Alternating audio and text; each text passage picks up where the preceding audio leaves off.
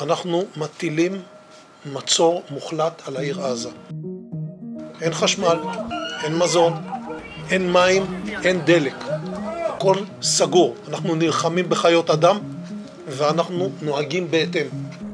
For over a year, we've witnessed utter carnage unfolding right before our eyes in the occupied Gaza Strip with no end in sight.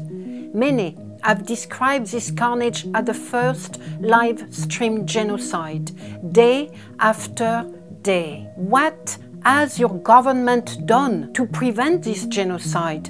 What have your political leaders done? What are they doing now?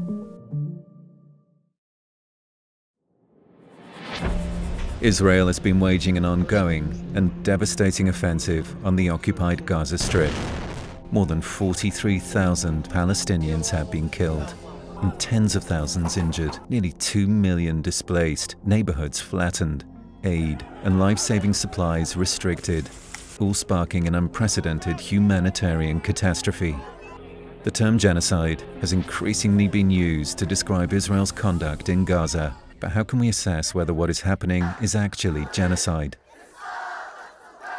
The first treaty to explicitly define and criminalize genocide in international law was adopted by the United Nations in 1948 in response to the atrocities of World War II.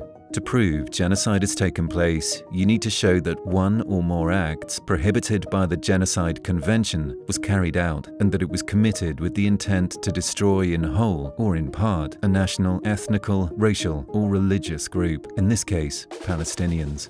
As part of Amnesty International's research, we have documented Israel's perpetration of 3 out of the 5 prohibited acts under the Genocide Convention since the 7th of October. These include killing members of the group, causing them serious mental or bodily harm, and inflicting conditions of life calculated to bring about their physical destruction. For example, this would include the destruction of essential infrastructure, including homes, agricultural land, water and sanitation infrastructure, and infrastructure indispensable to the civilian population.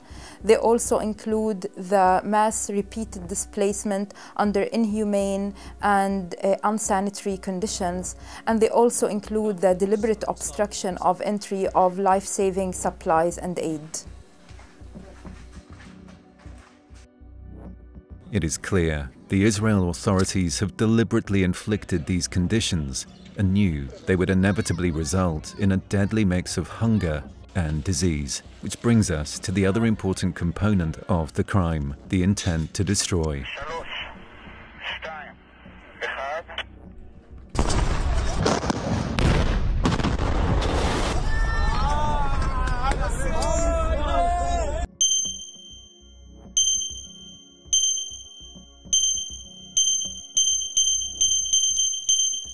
It's an entire nation out there that is responsible. It's not true. This rhetoric about civilians not aware, not involved, it's absolutely not true.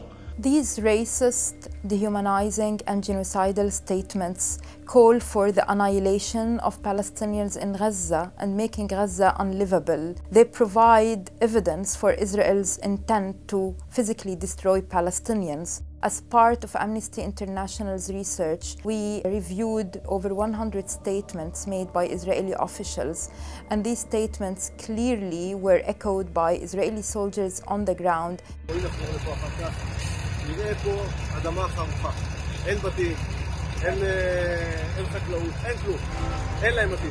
Specific genocidal intent should be assessed through analysing the most recent conflict, while taking into account a system of apartheid, a brutal occupation, and the 17-year unlawful blockade of Gaza, a history of systematic human rights violations built on the continuous dehumanization of Palestinians. We have documented an unprecedented scale, speed, and seriousness of inhumane acts in Gaza. Palestinians are facing overwhelming trauma and pain. We have interviewed parents digging up the remains of their children with their own hands. And we have documented the mixture of hunger and disease that has ravaged Gaza, all while the healthcare sector has collapsed completely. This must stop. And for genocide to end, governments around the world must come together and they must take action, resolute action. You must ask that they stop transferring weapons that are murdering children in their thousands and decimating entire Palestinian families. You must demand that justice be delivered, that all those responsible for the genocide be held to account. Perpetrators benefit from the inaction and the complicity of too many of our political leaders. No war criminals should ever be allowed to walk free, undisturbed, fearless. Let's put all our instruments into action.